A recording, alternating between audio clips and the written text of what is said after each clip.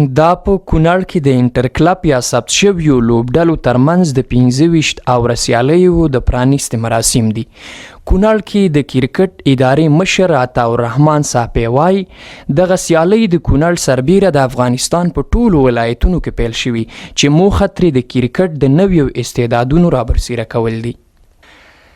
د افغانستان کرکټ بورډ د کورني کرکټ څانګې او د کونړ کرکټ ادارې د کلني پلان مطابق د انټر کلب سیالۍ په کونړ ولایت کې پیل شوې. دغه سیالۍ چې هر کال د کورني کرکټ څانګې د نظارت لاندې د افغانستان په 40 ولایتونو کې پیل کیږي.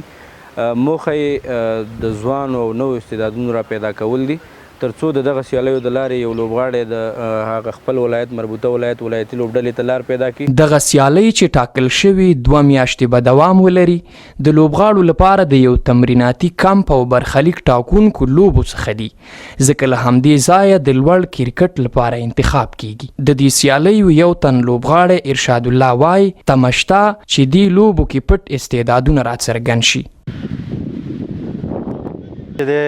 کلب لیول یا انټر کلب چې ورته موږ ویلی شو دا د غټ کرکټ یا پروفیشنل کرکټ لپاره یوه لار ده تر څو هغه کم استعدادونه چې په چا کې هغه راڅرګندېږي د دې د لارې کولی شي ولایتي لوبډله کې انتخاب شي د پرفارمنس په واسطه باندې دغه رنګ یې ګریډ 1 کوي بیا ګریډ 2 کوي فرست کلاس دغه سیالۍ دپاره دا یوه مهمه لار ده. د کونړ والي سلاکار مولوي علي احمد ذاکر وایي د اسلامي امارت مشران د ځوانانو لپاره د ورزش په برخه کې د هر ډول امکاناتو برابرولو لپاره ژمن دي.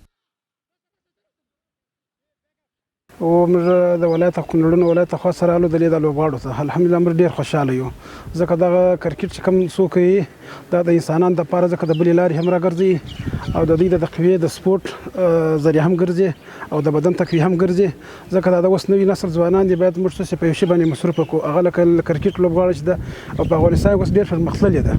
بل لور ته لوبغاړي په دې هم خوښ دي چې کرکټ ورته د یوې سالمې بوختیا لامل شوی ترڅو ځوانان د ورزش په ډګر کې د افغانستان نوم وځلوي.